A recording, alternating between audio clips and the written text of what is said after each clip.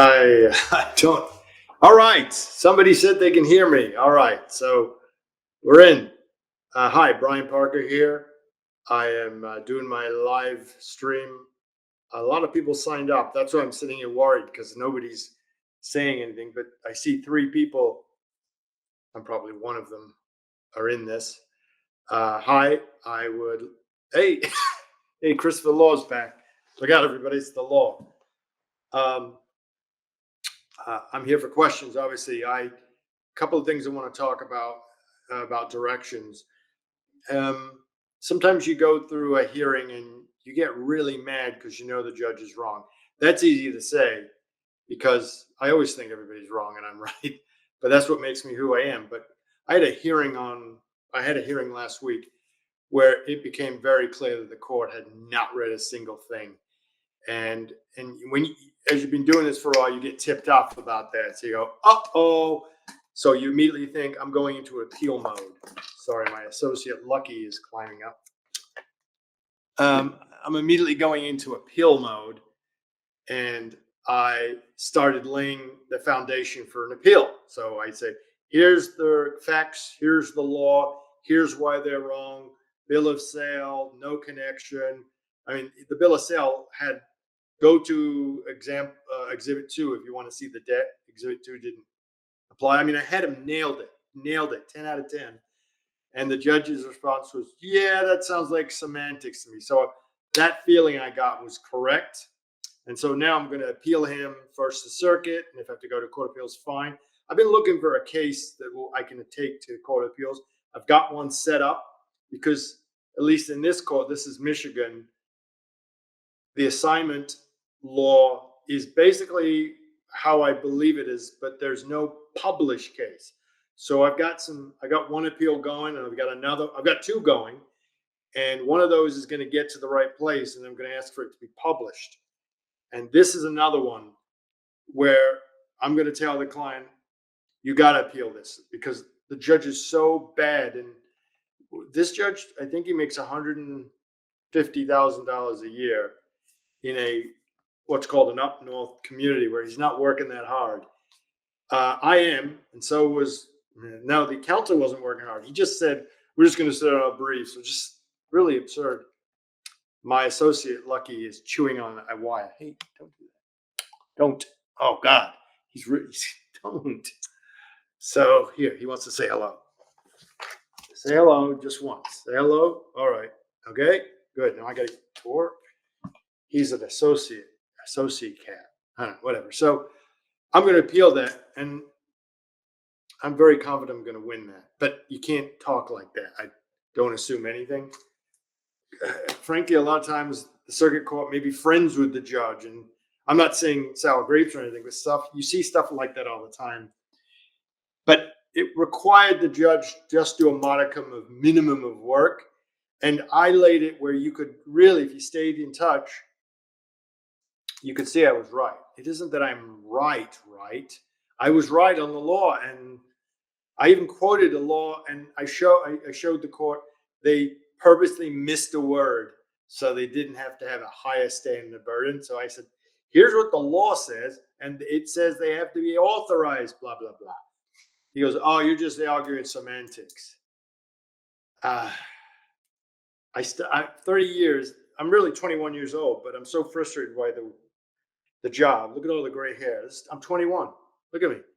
Anyway, I'd scream at the guy. I've screamed at judges in the past and gotten in trouble, but I've stopped doing it. But I'm just going to do it the right way. I'm going to scream at him a certain way. So number 2, you may have seen in my videos, I'm really pushing this forward flow agreement. It's everything. And that's what happens in the maturation in a process. Like these videos, when I did a lot of trials made me look at things 64 times. And I'd see things I never saw when I first did the client intake. And now I'm like, wow. So I try to read a lot more of the case, even though it's easy just to skip over it because I can figure it out in 1 minute. So that's what happens. So you hear and see things so much better as you get older and wiser. and you see things, and this forward flow agreement suddenly just popped up to me. I've done motions asking for the forward flow agreement, and it always settles the case. And for some reason, I've just let that go by. And I think it's because last couple of years it's been really easy to take a case and settle it. So I'm not doing the heavy lifting. And in my videos, it forces me to go sit down and go, okay, what am I going to present to people that'll help them out?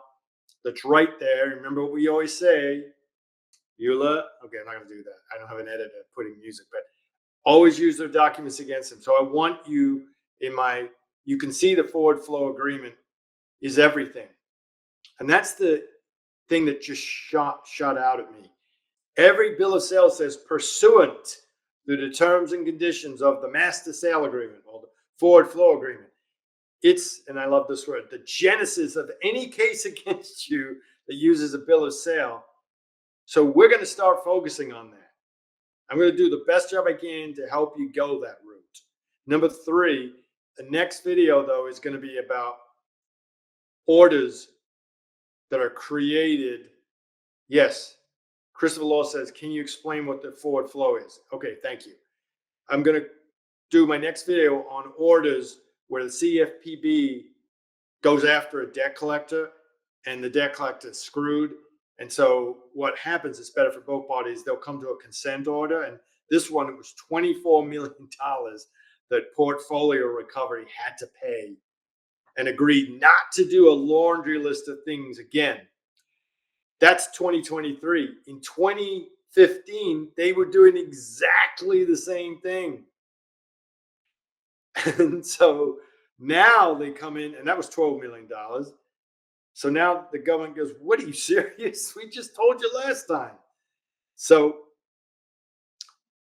how that, the practical application of that, I find that PRA, when I do a PRA video, massive views, massive subscribers, obviously as a, what you call a content creator, that's what I'm looking for. But that's my data as to where do people want me to talk? What do they want me to talk about? So I watch the numbers on my YouTube channel and I'll see, a certain amount of views and go, nobody likes that. Like the very last video I just did, it was how to do discovery requests for a debt collection lawsuit. I knew filming that. I did some work. I really put a lot into this, but I knew I'm not going to get 20 viewers. One gentleman on a YouTube comment had said, I'm really having trouble with this. Can you show me how to do that? I think it was just one person. And I said, that's my rule. If somebody needs a video, I'll do it. So it was, but I wasn't going to put out a half-assed job. And so I did it. Things got over 100 views already. So it's tough to figure out what people want. And it may be that there's many people now that are on their own, focusing on, and that's how debt collector law firms will crush you if you're on your own. They'll send you a ton of discovery, request to admits, and people don't know the request to admits. If you don't answer them, everything that there was asked to admit or deny becomes gospel, and that's how they make you do the work for them. So I'm going to do a video on that. I'm going to break down PRA and what the government said they did wrong and what they agreed to fix and do. And I'm going to show you a complaint, recent one, where they're still doing it. This is why I like this. Again, it reminds me of when I was a store detective in college. I'd see people steal stuff and go, I don't believe this. No. But I'd have to go like this, and my heart be going a million miles an hour. I go, oh my God, he's really doing it. My eyes don't deceive me. And there I go, chase after him. And so that's the thrill I get. I see PRA just breaking the law. And I go, you just had to pay $24 million. Why would you do that? $24 million is nobody's throwaway money. But it's like when you get sued with these, the debt collectors don't put effort into their lawsuits because they know 90% are going to be probably either settled quickly or mostly defaulted. So why do the effort? But that's good for you and I because we can take advantage of the fact, and we do. And that's another part of the genesis of what I do is we have this ability to put a foot on a throat that they're exposing themselves. People do what people do. Businesses do. So, not getting many questions. Someone says, "Can you explain what a forward flow agreement is?" Yeah. Okay. It may not seem as exciting, as important as it is, but it is. Every creditor and debt buyer has an agreement to sell debt. Here, you take it. And the reason I say it like that is it's usually SHIB debt that they sell as is to a debt buyer that's paying pennies on the dollar. And really, the only reason you need that agreement is to set a payment. But really, if I'm going to be honest, is so the creditor can sell absolute dog ship to the debt buyer who's more than willing to pay pennies on the dollar and go for it. And then they go, without representation, without recourse, we're not saying this is collectible. And in the mortgage-backed security crisis, why the number one reason why the country hit the shipper and we just lost it and had all this, came to a near financial destruction. You want to know what it was? Because loan company A would sell millions of these loans that they just gave to anybody with a pulse. They got a certain, how do I say this, rating company to say this 550 credit rating is AAA. And so the mortgage-backed security guy said, AAA, I'll invest in that. So they bought these millions. And of course, they hit the shipper and they all tanked. But this is why this country is great and sucks at the same time. The people that bought the debt had also made a side deal. I think they were called derivatives, where they took insurance that they were going to be dog ship. So they would win either way. And of course, now all this stuff has got to be paid. And because this company that I won't say rhymes with Groovies put an unfortunate rating that didn't exist on dog ship 550 credit rating loans times millions, the country hit the tank because, and then when they couldn't afford their housing because the adjusted rate had gone crazy, it all just cycled into no jobs, no housing, people on the street, all this. Not a good way of looking at that. And I didn't steal this. I was actually litigating this very stuff before the movie came out called The Big Short. I recommend it highly. But I took my kids to say, this is what daddy does. Plunked them down. I go, watch this. And it was what I did. And I knew this stuff was going to hit the fan, and it hit the fan. It was great. It was great. So the debt collectors are actually doing that type of thing now. They're buying pennies on the dollar, and the creditors are selling, but they've got this forward flow agreement. It's a contract between these two, protecting Citi, and the debt buyer goes, sure, we trust you. It says as is, but then they go after for the whole salami. They pay 10 cents, they got 20 million, or they got 20,000. But there may be problems with the stuff they sold them, and the forward flow agreement protects the creditor mostly. So when I go after a forward flow agreement, it isn't that the debt buyer is so mad about it. Citibank doesn't want me getting that and doesn't want the trade secrets. So I've pressed that button and that case gets settled. So that's my gift to you. So I'm going to talk about that, how to file a motion to go get that. Do it from the get-go. Anyway, Shelley says, I received a motion for summary disposition. Oh, Velo Law. That must be in Western Michigan. Scott Renner. He's a big bicycle guy. Prepared by Dennis Baker. Whatever. It includes an extensive amount of case law and legal precedents. I've seen those motions. Legal precedent, don't think so. Is this typical? There's only a few cases in Michigan. They're all defendant favorable. Look at the Brown Bark case. The the Bassett case against MCM, Midland Funding. That was actually my case. A couple other cases, the Green versus PR case, fantastic holding. The debt collectors and debt buyers got so scared in Virginia, they brought in money law firms and they've asked for an en banc hearing. They're trying to get the holding of this pro. I want you to realize Miss Green, Maisie Green, is a pro per litigant. I got to stop looking at myself and look at the camera. She is a regular person that took PRA all the way to the Court of Appeals in Virginia and won against these big, I think it was Trout and Sanders. Look them up. They've got an office everywhere. And now they've convinced the Virginia court to do an en banc review of this decision. An en banc review is bringing all the judges in the circuit to relook. Like an en banc means we're going to look at this whole case again as though it was never litigated. We're going to look at the facts and the rules and the law. I think Miss Green has a good chance. I suspect, though, she hasn't got an attorney on her side, and she, at this point, may need it. No disrespect to her. I am trying to get her to interview her. If I get her, I'm going to stop any video I had planned for that day, and I'm going to interview her. She's like, I don't want to get too deep, Martin Luther King of debt collection. She is such, this person is just on her own with no lawyers, has got this huge decision on her own. And she's just wonderful things. So I'd love to interview her. And I'm trying. If I get that interview, you're going to want to see it because it's you. It's me. It's you. It's the little guy. And when I know I'm an attorney and I love being an attorney, I'm a good attorney, but I was a little guy before I worked my ass off to become an attorney.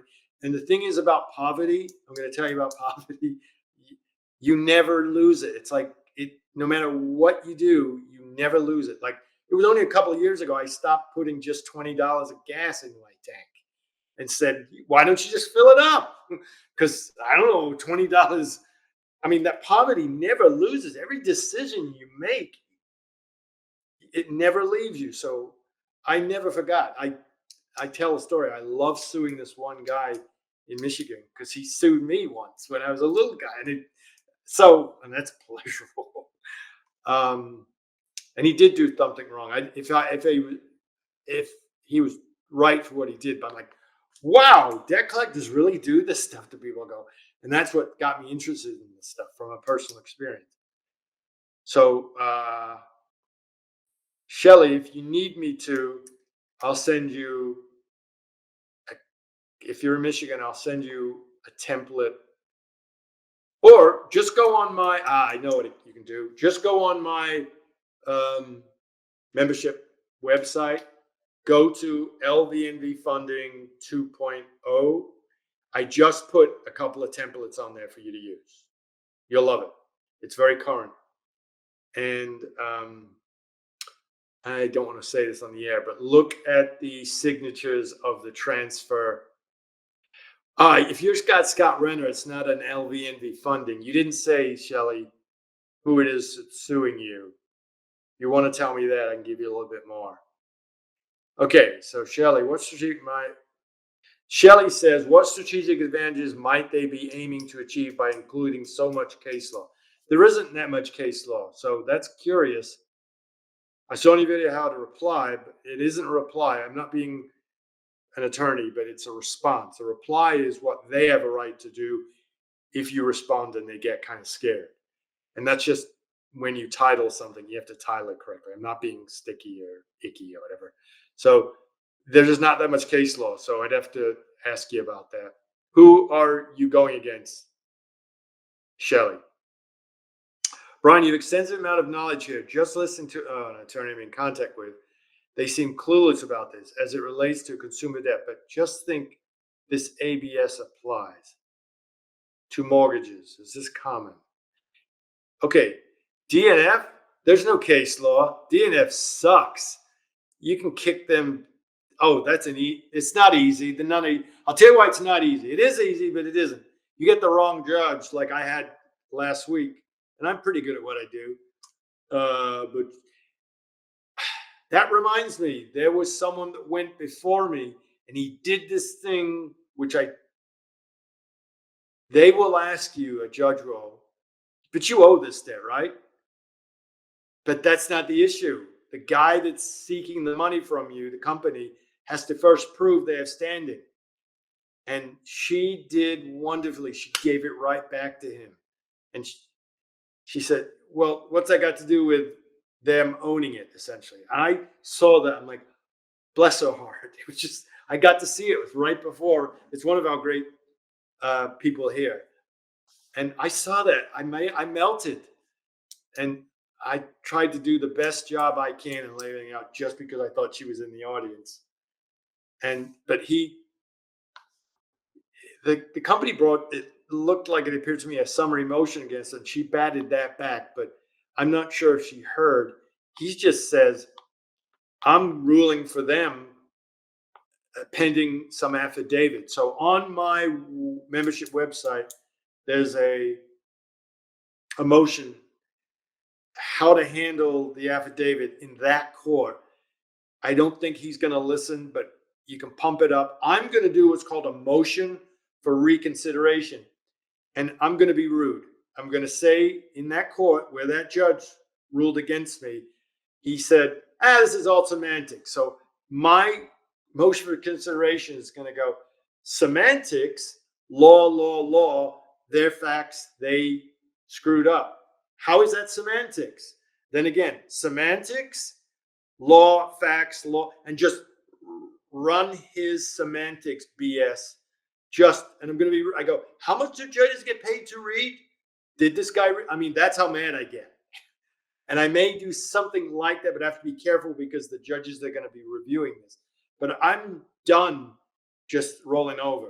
I am going to give it right back. Why? Because he clearly did not read. And we work hard. How dare you? The other guy that was for LV and Fund, here's his argument. We're just going to rely on the document. And the judge, I think, asked him about the bill of sale. And he's like, oh, yeah, that's ours. He had nothing to offer. So I broke everything down this way, that way. There was clearly my client may not even own the debt after I was done, but did know it to LVNV funding. And the judge said, yeah, semantics. That's all you're doing is semantics. I got to stop because I'm taking your time. Okay, so let me get back to Shelley. Continental Finance. Shelley. Wait a minute. Is DNF collecting for Continental Finance? And Latanya is correct. Ms. Thompson is correct. You research other cases, but I know what they're bringing. There aren't any. They're bringing Burkhardt. They're going to bring MCLA 566.132F. Check that out. You may have not have done a counter affidavit, so I would check out 600.2145, Shelley. Make sure you do the counter affidavit. They can win that case just on that alone. I'm not sure where you wrote Continental Finance, but I think you're saying DNF is collecting for that bill of sale for DNF. And again, you want to, if you can do discovery, focus and get that forward flow agreement. So when I say focus on the forward flow agreement, that's what we want to ask for. If they give you a hard time, bingo, bing, bing, bing, bing, bing, you found their Achilles heel. They're not going to give you a hard time if they could give a shit. Jack Springer, I have advantage for a public student loan. Okay, yeah. So does, I shouldn't say that. One of my relatives has that. On one document, they wrote, this is an attempt to collect the debt. Yes, okay. So the question is, there can only be debt collectors as if somebody sold that debt. I hope that's the case. If it's a federal student loan, it is a creditor loan with the draconian pursuit that you can do not much about, not even bankruptcy. However, when they write that, that means they may be securitized. So two things. If the loan came before 2010, it was securitized. If it's after 2010, they would not put this as an attempt to collect a debt. So maybe they started securitizing this debt again. I would look that up. I'd look up the actual original loan, the age, and if it was securitized. It's called a slabs, SLABBS, I believe. Find out if there's a slab there. Christopher Law, exactly. Attorney said it would cost more to get to that point in discovery than to settle. Yeah, but if you do a counterclaim, you can get paid for that. Seems like a lot of attorneys, Shannon Mandrell says, want you to settle instead of fight it. There are some who are biased, which serves the client in no way. I spoke to several and they all said the same thing. Okay, you want to know why? The attorney wants to charge you more. And they will go, ooh, it's a tough one. And that covers them. And then if they lose, told you it was a tough one. If it's a creditor lawsuit, yes, it's going to be tough. It's not as tough as it used to be, especially with securitization. That's becoming more and more evident to me that that's the way to go. Sometimes better than debt buyers, because there's actually a public record under the SEC EDGAR, EDGAR. They have to show which debts have been securitized and their financial 10K. So it's becoming easier than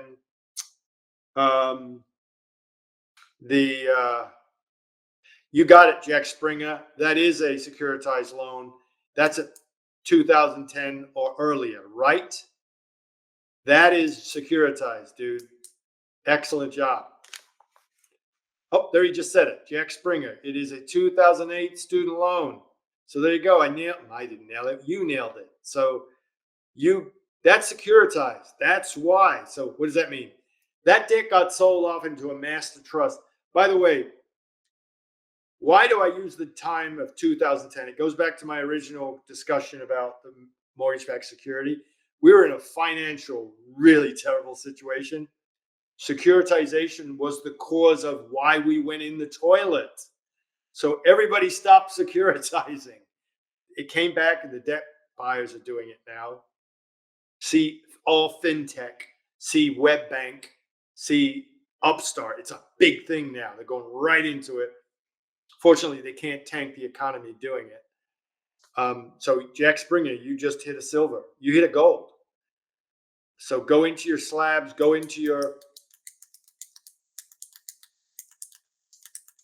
Deutsche Bank will be one of the trustees. Is that a private loan by chance? No, no, that's not a private loan, but it may as well be if it's in securitization. You got lucky. Now, depending on what status, if you're in a default status, you can't modify. Public, there you go. So, but it isn't a public loan as far as the way I look at it, because it got securitized. It's a Discover Bank. It's a Chase Manhattan. It's a Citibank. Here's what happens. Securitization. Here it is. Company originates a debt with Joe Blow, who now has this credit card. They sell it to a mortgage-backed security. For example, if it's American Express, it's called the Master Trust. If it's Citibank, it's called the Citigroup. It actually gets sold to Citigroup, who spins it off and does everything. But the shape of the debt is no longer a debt. It becomes transformed into a bond and a change. In order for it to be entering into securitized trust, it has to be changed. So it's gone. The debt is gone. On a simple level, I always say this, that's why you rarely see the word debt in creditor lawsuits, because it is an account. So let's say JP Morgan is suing you. They're suing you on an account because all they have are the servicing rights. So when it gets transformed into a secured bond, JP Morgan, who's already collecting anyway, becomes the servicer for the trust. And so you send in your $100 payment, they send $98 to the trust because the bondholders that created the trust, that bought it, invested, going back to into a certain tranche, depending on what your credit rating was when you got this card. And because JP Morgan's got a setup where they service it anyway, they collect the debt as a servicer, but they sue you and don't mention anything. But how they mention it's been securitized by calling it an account, because that's all they got. Well, there's no account collector. Look at the FDCPA, and I've done that. I put that into my. I just put it into a American Express. I said, here's the definition of an account. Here's the definition of a debt. Why is there no word debt in the lawsuit? It's not a coincidence. When it comes to money, there are no coincidences, zero coincidences. And if you want to know where everything is, follow the money. Those sound like slogans. They are simple, but true and solid ways to win things in this arena. Follow the money. Where'd the debt go? It's right in front of you. The stuff is right in front of you. It's becoming more and more evident to me that judges are becoming worse than the debt buyer attorney. So keep in mind when you're doing this stuff, you're selling a judge, not the other side. They haven't a clue what's going on.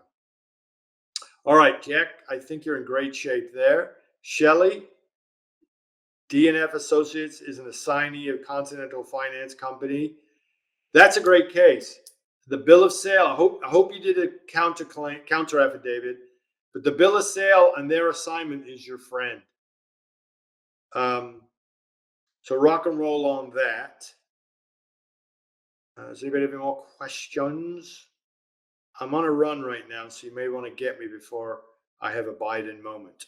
I'm not being political. I'm not going to tell you who I favor, but clearly that's sad. I don't know if you all watched that. We watched it last night, and it's like watching something where it's cringy. You're like, oh, don't do that. Oh, it's just, I love the guy for what he did. He got us out of a big mess, and I like his foreign policy.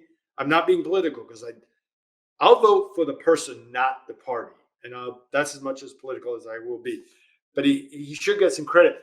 Is anybody talking about all the good stuff he did? No, that's the real bad part of it. All we know is, okay, let's watch to see if he makes a big mistake. And he was on this world stage, and then he calls that one guy the worst thing you can call Zelensky. There's nothing worse you can call him because that's his enemy. It's just sad. Does that make him a bad guy? No. Is he capable? He used to be. I'm going to lose it. You're going to lose it. And I have a thing. I think I can keep this brain going. It's going great right now until about 70. So I'm just going to be honest with myself.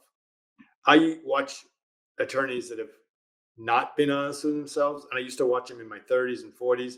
It's really sad when a broken down guy, it's being judgmental. I apologize, but it's sad.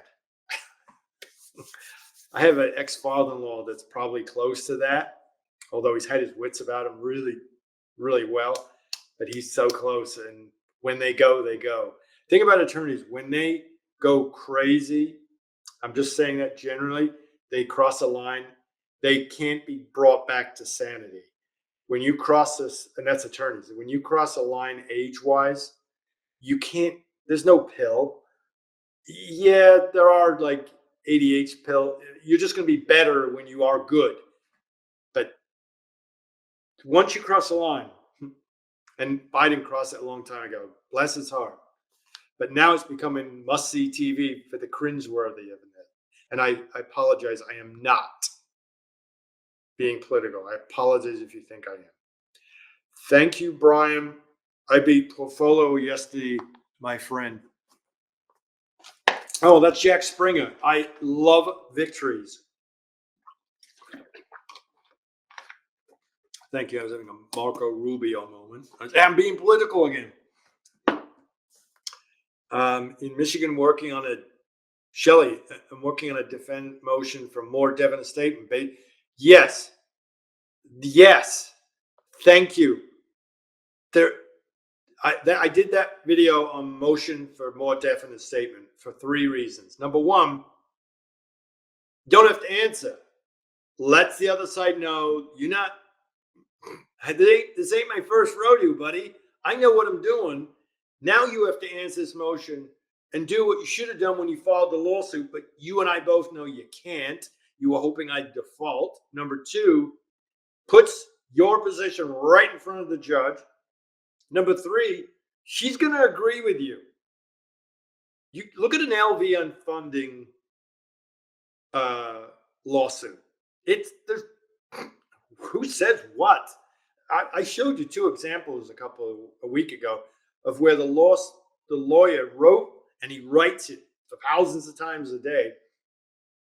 When it was paragraph 2, when the defendant signed for this debt, he immediately became indebted to plaintiff. Well, it's an LVNV funding, for example. That's impossible. LVNV funding doesn't get involved until a debt is, a couple years old, gets defaulted, gets delinquent, gets sold. So it was total, but they didn't want to write, there's a creditor, it sold to us, it got assigned. They're just so lazy, and they figured, 90% is going to, but we use that. And those mistakes are in there every day. Again, that video I'm going to do soon on PRA and the 24 million. I'll show you what to do with it. You're going to have fun. I wish I could win them all. And I'm going to. You just got to remember the judge. You got to make it easy for the judge. So sometimes they won't listen.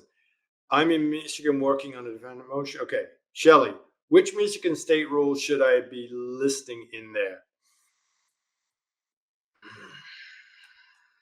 I wrote it on my show notes, Shelley. I don't have it in front of me. If there is, by the way, I can file a motion to have my shirts starch medium. I can. I'm going to get left out of court, but I just have to title it, say what the problem is, and then say, I think my shirt should be starch medium. They've been doing it a lot more, using too much starch. You're crazy, but you can do any motion you want. There is a court rule on that. First of all, MCR 2.119 would be the motion rule, I believe, but specific to what you're asking, I think it's in my show notes on that video. I'm sorry. It may be one of those deals where you're at motion for more definite statement, and you may want to go / motion to strike, because they're using, like, for example, Midland Credit, their first paragraph of their lawsuits are like, hey, we have these consumer portfolios and we do the best job we can, and sometimes we have to sue people. Ooh, we don't like to do that. It has nothing to do with the law or the facts or anything. I always do 2.113 and say, under the rules, you're supposed to make a clear and concise statement that shows you why somebody owes something or doesn't owe something. While I'm thinking about it, in my show notes, 2.212N, you must put a creditor in. Look at my show notes. I'm sorry, I don't want to blow it for you. Miss Thompson, Latanya Thompson, my case with Velocity is coming up a week after next. We are in a magistrate court, so no discovery, depositions. Oh, Velocity sent me a copy of my signed contract.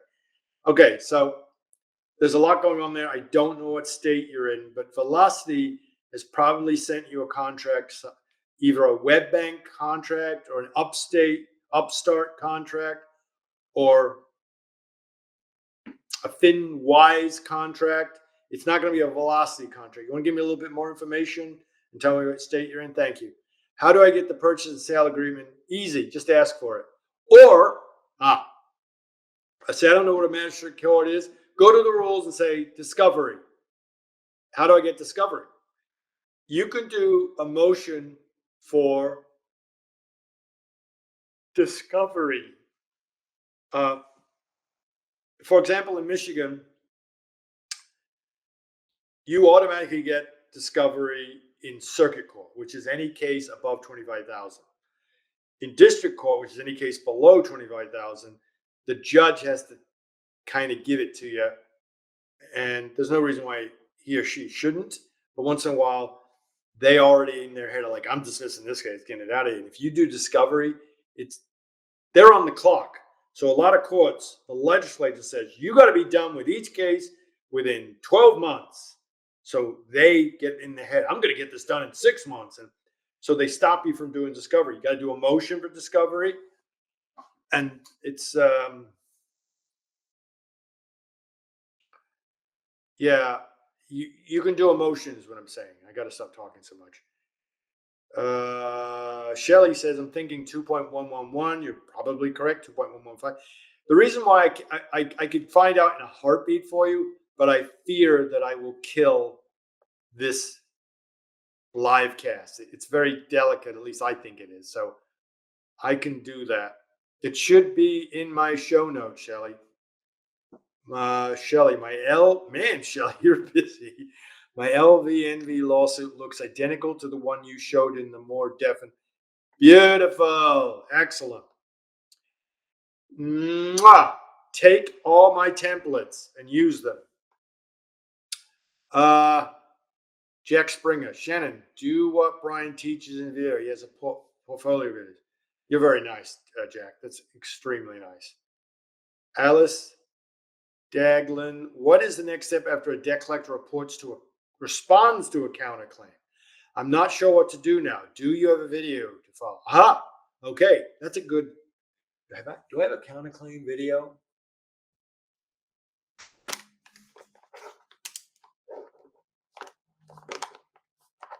Okay, I'll tell you. Okay, so when you get sued, what is it I tell you to do? Let's hear it. Eula, that's right. Use their own documents against them. You put it into a counter affidavit, and then you attach it to your answer. You call it Exhibit 1, affirmative defenses with the Exhibit 1 counter affidavit. What are they supposed to do now? They really aren't going to do much. However, if you file a counterclaim, the way I read, and it's a mess, it was written by legislators, not lawyers. MCL 600.2145 says, if debt collector files a affidavit against you, if you don't respond to that, you lose. And this case law right on point. You're going to lose in this disposition. But it also says if defendant sends an affidavit over there, I think it's 10 days, and a counterclaim, and you don't respond, you lose. So what I would do is file a motion to dismiss based on the same thing that debt collectors do to people that don't respond to their affidavit is the answer to that. So you don't want them to respond. If they do, they're supposed to send you a counter affidavit or a response to your affidavit. I hope that's clear. So file a motion to dismiss. I'm thinking if I have one, I don't. It's on point there. But they're easy. Just pull any one of mine and just say motion to dismiss. They didn't answer the counterclaim. It's good for the goose, it's good for the gander. Okay. Shannon Mandra, I've watched them. Then you already know exactly what to do, Jack Springer says. LaTanya Thompson is in Georgia. So that would explain the myth. All right. So if you aren't automatically granted discovery, file a motion for discovery. Everybody's entitled to discovery. I'm not sure who's suing you. I forget. The thing I like about Georgia is they don't like trusts suing people. So I used to do a lot of NCSLT, National Collegiate Student Loan Trust, tons of it. There was 800,000 filed at one point, and it was just all dog ship debt, just awful. But people were. I know I took the loan. I made a deal with the law firm, but it was dog ship. There, if anybody here gets an NCSLT loan lawsuit, let me know. There's actual paperwork, their own, that they have to give you for reasons they're giving you other stuff that says, we've already assigned this debt to blah, blah, blah, blah, blah. So it literally says National Collegiate Student Loan Trust assigned it away. It's just great. So but they have a problem in Georgia because trusts can't sue. So I hope you're being sued by a trust. Miriam Perez, Mr. Parker, if a credit card was securitized, if is a very flexible word. If a securitized, sorry, I don't mean to be rude. Can the original creditor claim that they had sold the account, but they still have the right? Yes, that's exactly what it is. Therefore, you can't, if you're servicing something and you are the owner, and that's a case. It was David Goresh's first case on the Supreme Court. The Santander case. Henson v. Santander. I think it's Hanson or Henson versus Santander. And what happened before that case, and this is where the court started getting conservative. If someone bought a debt that was in default, I would sue them under the FDCPA, even though they were just services. So I'd go, look, it's in default. They bought it in default. And the court would go, looks like it follows the law. So then David Goresh was appointed to the Supreme Court.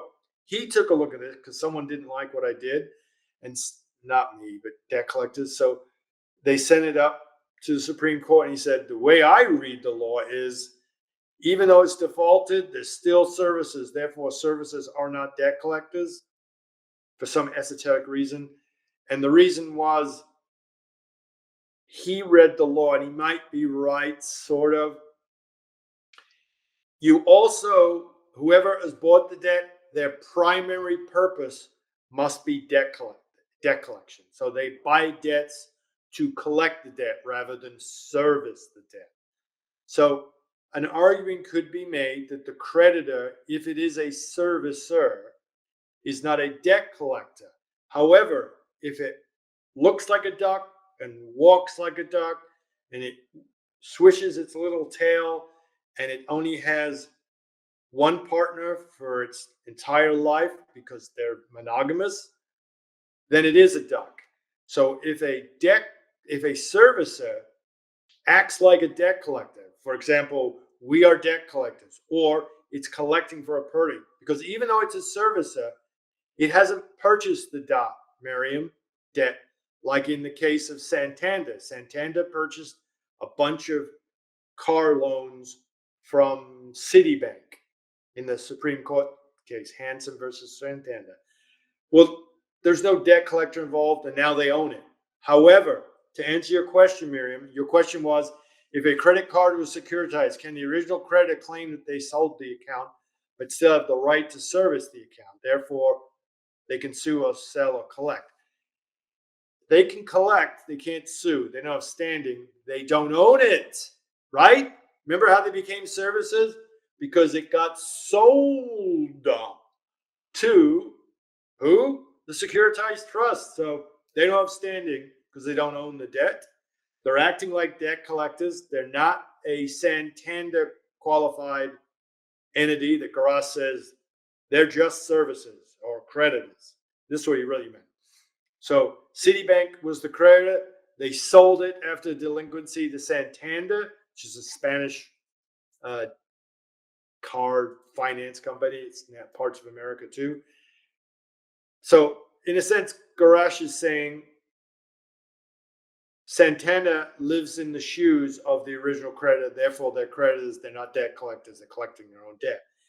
A JP Morgan or Citibank has sold the debt. So in theory, the trust, if it sued you, would be considered a creditor. But the creditor that used to be the creditor is now not a servicer that is immune from the FDCPA and has to own something to sue you. I hope all that makes sense. I got to catch up here. Timothy Abels, I've watched a lot of your videos. Thank you, Timothy. Latoya, interesting. I filed a counterclaim against Velocity. Never responded. We are in. Oh, you didn't say that. Latanya, excuse me, Miss Thompson. You can default them. What's the amount of time they have to answer? Default them. Please default them. Even if the judge says, yeah, you default them, I'm going to give them a break. It sets the tone. Dude, please default these guys. You're in great shape. You're going to settle that case. Timothy Abels, why don't you mention failure to start a claim upon which relief can be granted?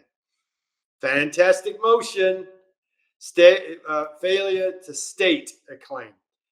Yeah, if you look at any of my affirmative defenses accompanying the answer, it's probably saying that in yours too. That's a common answer. Failure to state a claim, which ends up in Michigan anyway, 2.116C8. Failure to say a claim, motion to dismiss. So, yeah, that's a good idea. Ms. Thompson, being sued by Velocity. There you go, Upstart. You're in great shape there. I can look at that.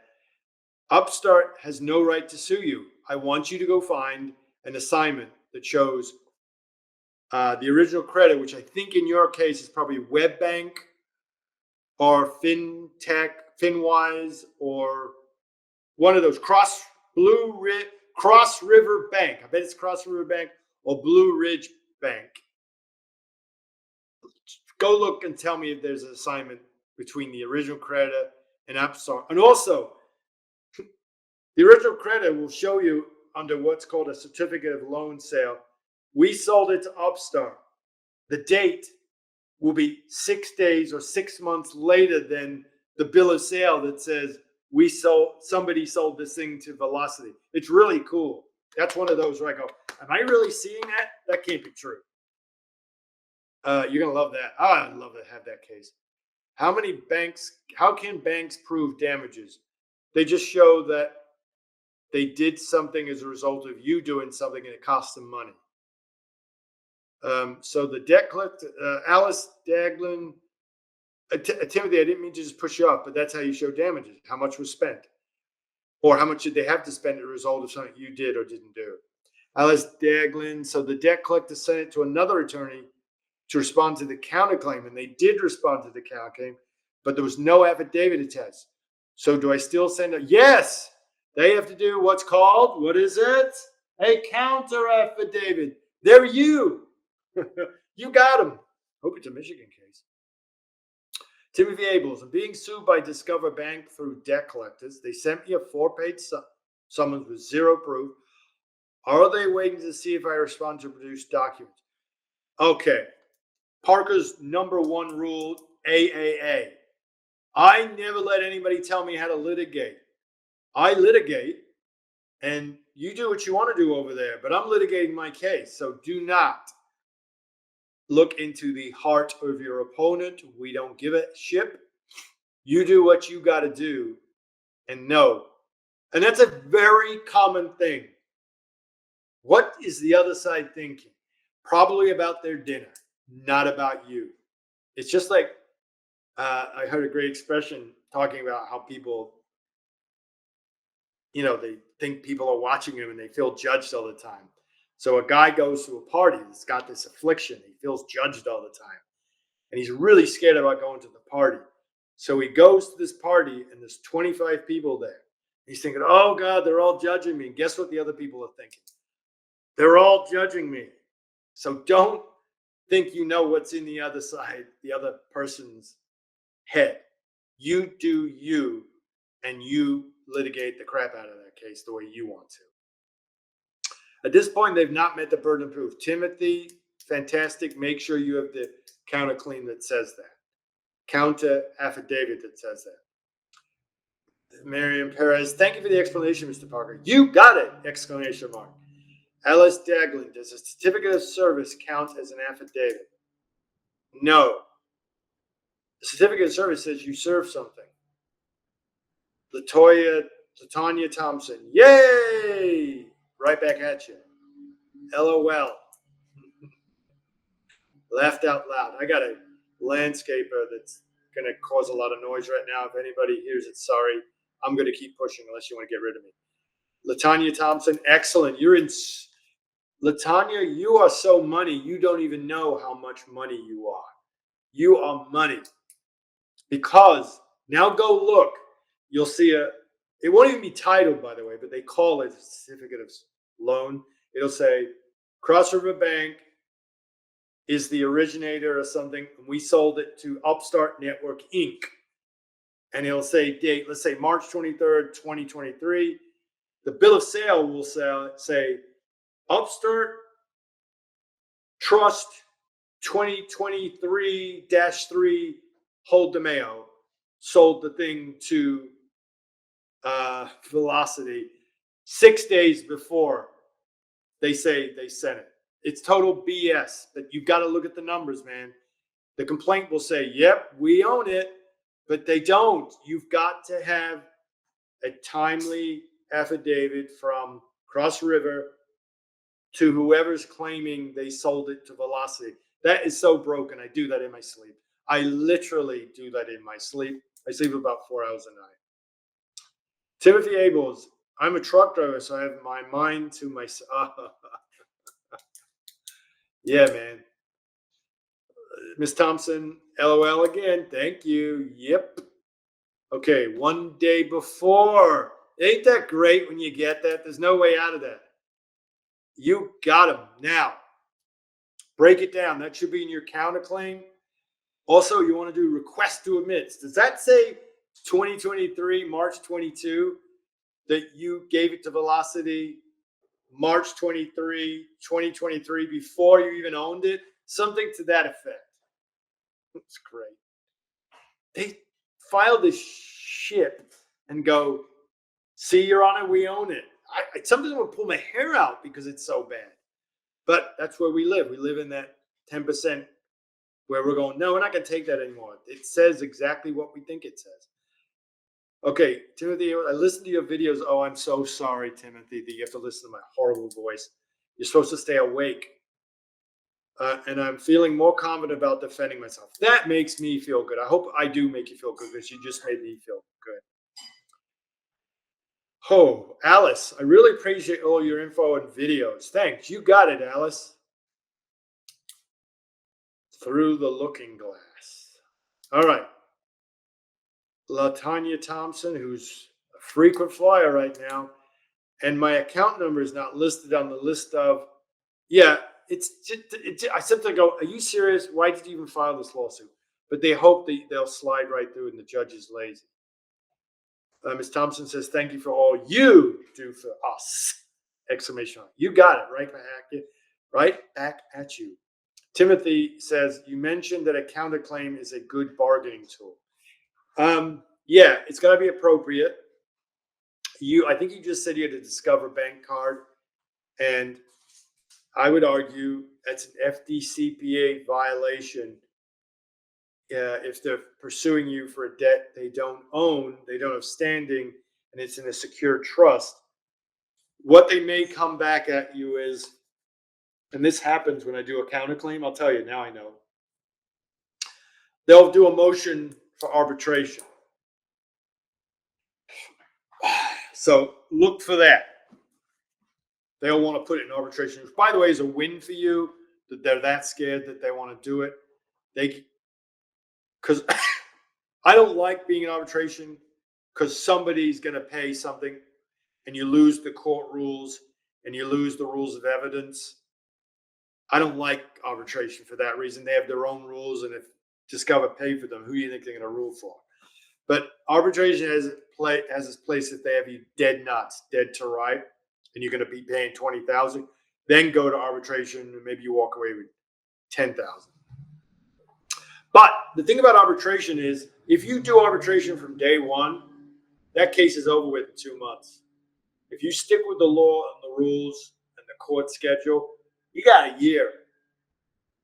And if you're going to lose, I don't want to lose in 2 months. I want to lose in a year.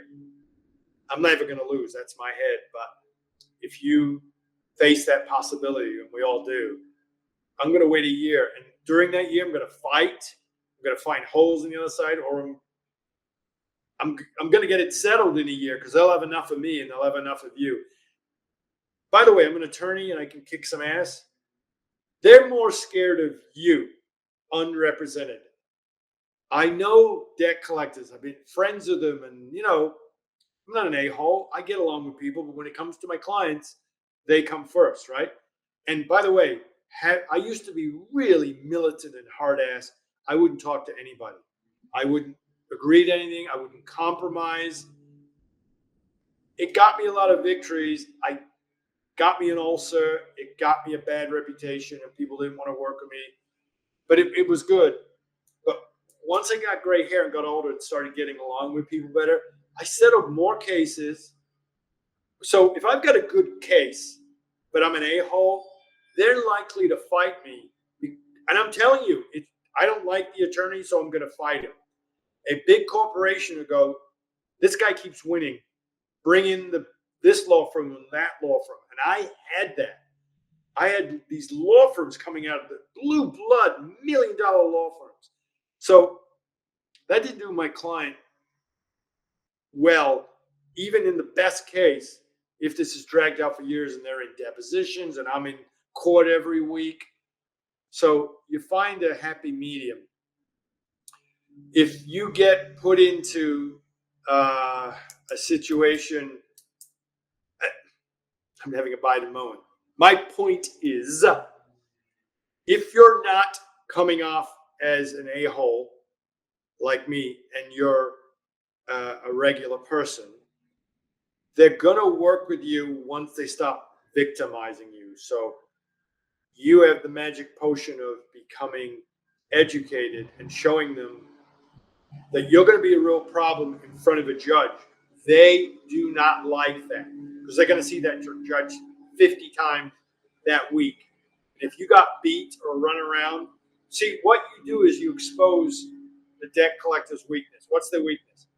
They just want a job from 9 to 5. They don't want to do much work. And you, as a victimized, non-educated person, they've got you, and they're lifting 10-pound weights. But you, an educated, smart, on your game person, scares them because that jeopardizes their 9 to 5, and they got to do all this work. So they'll get rid of you as fast as they can. So sometimes it's good not to be the attorney. I mean that.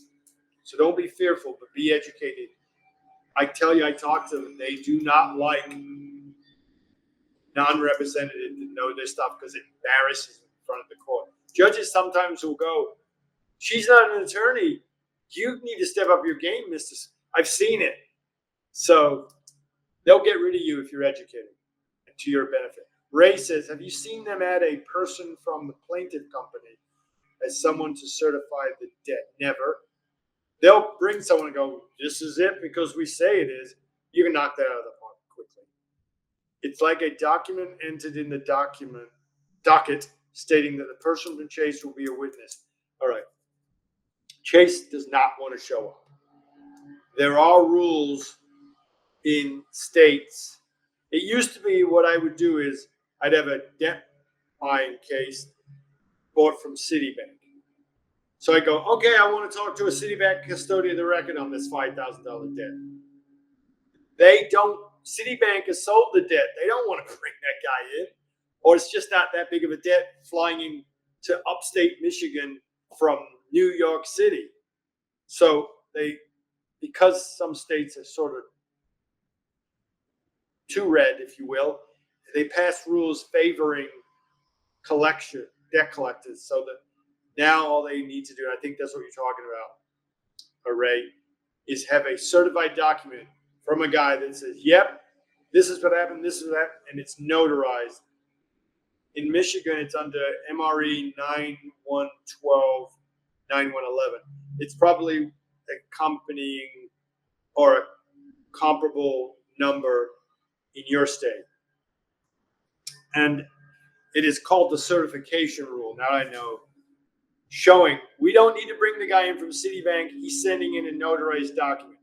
You can knock that apart. So I wouldn't worry about that. But yeah, that's what I think you're talking about.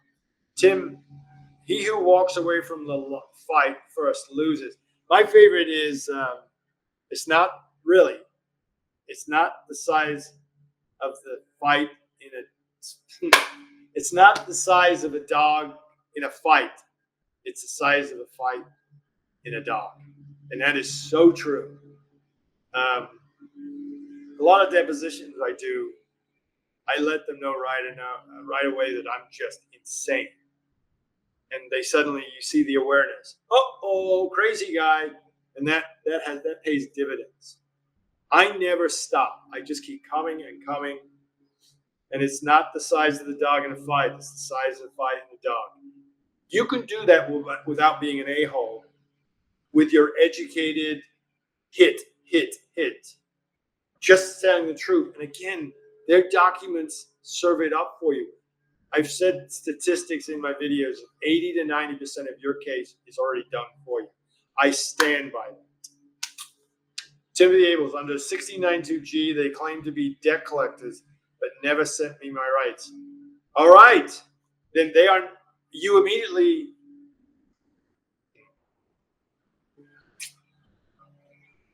you have to, I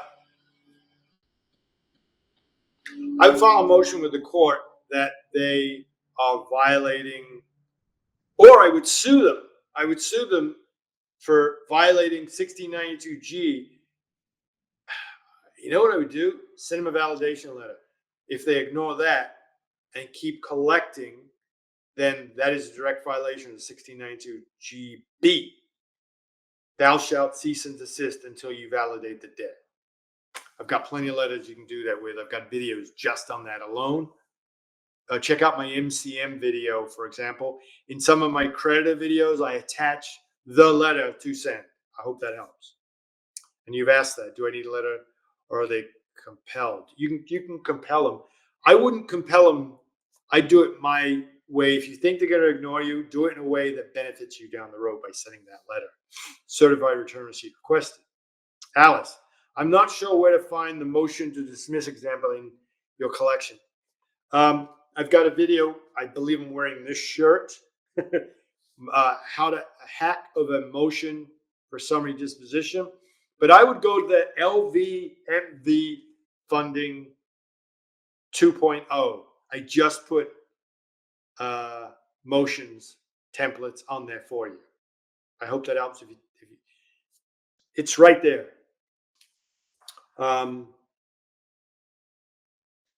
Yeah. Also, Latanya, go to my appellate brief. I've got a video on how to write an appellate brief, and this is for everyone, but Latanya, it breaks down exactly what I'm talking about. Go check it out. You'll love it. Go to my velocity video 2.0. It'll break down exactly your case. You'll love it. Okay, Latanya says, what else funny is the contract they sent me states that should conflict arise, they can only do arbitration yet. Yeah, okay, bring that freaking up, but you'll end up in arbitration. What you should do, go look at the contract. I'm going to bet you $10 right now. I don't know if I'm allowed to do this, but it'll say choice of law is Utah or New Jersey. So what the hell are you doing in Georgia? It says it right there. You must bring this in Utah. Do you want to go to Utah or New Jersey? No, but neither do they. And so the court is going to see they violated a contract. They're saying you violated. So you cannot have, you got to have clean hands. You got to be a member of the Clean Hands Club. And you got to follow the contract. If you're pointing at the finger and going, you broke the contract. So if they're not bringing the case in Utah or New Jersey, they breached their own conditions. So they can't point the finger at you. It's just another brick in the wall, but a big one. And then you make it fall on top of it. Timothy Abel says, in the affidavit, should I do both failure to meet the burden of proof?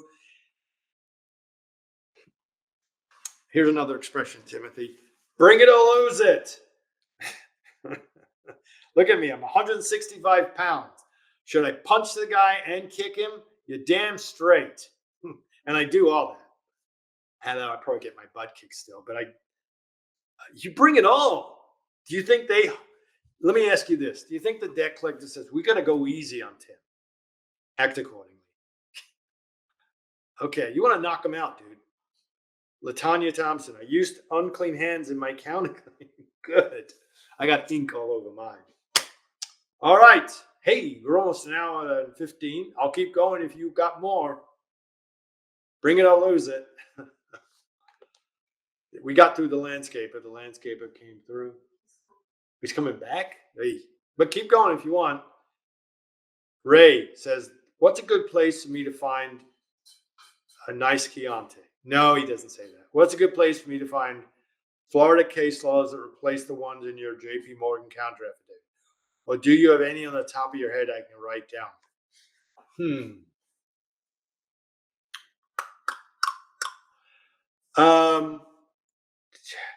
First of all, go to an SEL. I think I have a video on SLS. There should be a counter affidavit. It's a Florida case. Go to, there may be an American Express Florida case. That is a good affidavit. That's at the top of my head right now. The summons didn't have your name on it. It just says it doesn't have a name on it. Marion Perez, Mr. Parker, will you have a charge-off Q&A? Explain what you want more, what you mean when you say that, so I can give you the best answer. Thank you. Ray, what ones are you looking for the JP Morgan? Put in your search term case law. Oh, I got it. Okay. My brain. The cool thing about getting older is it takes a couple of seconds, but when you get there, you get more than you had in that than when you would have just sped to the answer. I used to think it was so cool to be quick. Now I'm like reflective, and then my response is full as opposed to this quick answer I would have. So I love this. So Ray, while I was talking to someone else, my amazing brain worked on your deal. I think you and I may have talked about this, but there is a great statute in Florida, the FCCPA. It's the FDCPA, but with steroids. It's a 2-year statute of limitation, and you can get punitive damages, which the FDCPA, a federal act, only has 1 year and doesn't give you punitive damages. But there's more, like a telecommercial. There's more. If you order now, you'll get creditors can be sued as debt collectors under the FCCPA. And there is specific parts of that statute which are really right on for you. Here's a note. I have a class action going in Florida right now that if I win it, will revolutionize how debt is collected by creditors in Florida. And because there's a statute, 559.723 and 6, that says if you threaten somebody's credit, and it's the Florida statute, you must give them the right to dispute and notification of that, and then tell them that you're going to take their dispute and give it to Experian or TransUnion or Equifax. No company in Florida does that because they don't know about this little statute, this little mouse of a statute. There's a great old movie by Peter Sellers called The Mouse That Roared. And the FCCPA is about the mouse that roared. And nobody knows what the FCCPA says. And it says you got to give people the right and notification to dispute if you're going to send their delinquency to a credit reporting agency. That's what I perceive the statute as saying. But the legislature has, again, wrote it in a weird way. So they found room. But if I'm right, and I 100% believe I am, every letter times 5 years times millions of these collection letters that went out without that, because no Discover, Citibank, American Express, you name it, JP Morgan sends the FCCPA stuff out, because most companies, unless you're sued repeatedly, ignore the local. We just worry about the FDCPA. Nobody does what the law says they do. So I sued a huge company in Florida, $1 billion company, for not doing that.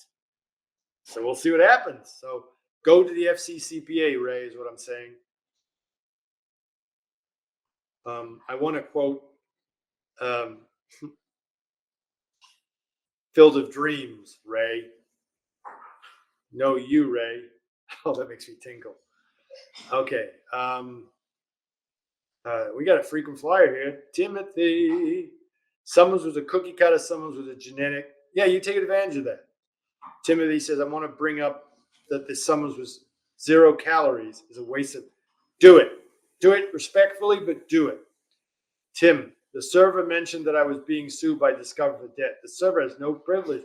Yeah, look at 1692, 15 USC 1692, C parens B, and that gives 6 people the right to talk about your debt. Process server isn't one of them. Ray, this is on fire. Oh, thanks, Ray. I think I read that emoji, right? Marion Perez, a car loan was paid up by insurance and gap insurance. Excellent. You need gap insurance. 2 years later, the lender charged off $850. Never received anything in the mail since I moved out of the state. I have proof it was paid in full. Okay, I love this question, but you're missing things. Is it on your credit? Is it being collected by a debt collector? And more importantly, if you moved out of the state and you're being sued on it, you're being sued in the right state. Ray says, thank you, sir. I appreciate you. No, Ray. What's the deal? The Field of Dreams, where Ray Cantella is really mad because all the ghosts, everybody's benefiting from the ghosts. And he's like, well, I killed my crop and I made a baseball field. What's in this? And he quietly does this. What's in this for me? And the ghost looks at him and says, Ray, is that why you did all this? And he's like, well, I want something. I can't stop thinking about. I think the ghost, there's some great line where the ghost says, no, Ray. I'm screwing it up. If anybody knows that line, let me know. Yeah, the charge off is on my credit report, not sold to debt collector. All right. If you don't have it, go to my dispute letter section. They're really good. And nail those sons of bleep. You got to give them their 30 days. However, if they are somebody that had no right to put that on your credit report, you can sue them for impermissible purpose. Go look at my video titled, and it worked for you, what to do if MCM put something on my credit report. It's exactly what you need. Ray D, thank you, sir. Appreciate you. Yeah, I was hoping you were going to come back and tell me what that line is from Field of Dreams. By the way, great movie. I think I'm going to watch it tonight. And I'm going to watch it soon. We got an hour and 20. Do we have any more questions? My producer's telling me I got to cut this short. Lucky, where's Lucky? Here comes my producer. Where's Lucky? He wants to say goodbye. He's sleeping. Anyway, someone said, Miriam filed and lender provided a ledger where the accounting is awesome, dude. Sorry. Get that copy to the debt collected with your dispute letter. Please do that. Promise me you'll do that. All right. My producer here says it's time to, he wants some attention. So we're going to be saying bye if we can. The Tanya, I think it's double dipping for a credit to place charge off on a credit. Yep. And then sell. Oh, man, you're so good. Okay, I'm going to go. Bye-bye, guys. Oh, here comes my other associate. All right, say goodbye. Y'all are great. This has been the best Q&A I've done since I started. Go ahead. Since I started doing these Friday things. Your guys are great. Bye. Thanks, guys. You're great. See you in the movies. I'll do one in 2 weeks. I'm gonna try and get. I'm gonna try hard this week to try and get Miss Maisie Green. I think it's gonna be a big thing. Thanks, Krista. You're awesome too. Bye, guys. I'm gonna cancel. I always feel bad leaving. It's like you say bye. No, you say bye. No, you say bye. Okay, bye, Ray. Yeah, I'm gonna go now. I hate saying goodbye, but it's bourbon time. Anybody want to join me? It's bourbon time. Okay, guys. Cheers.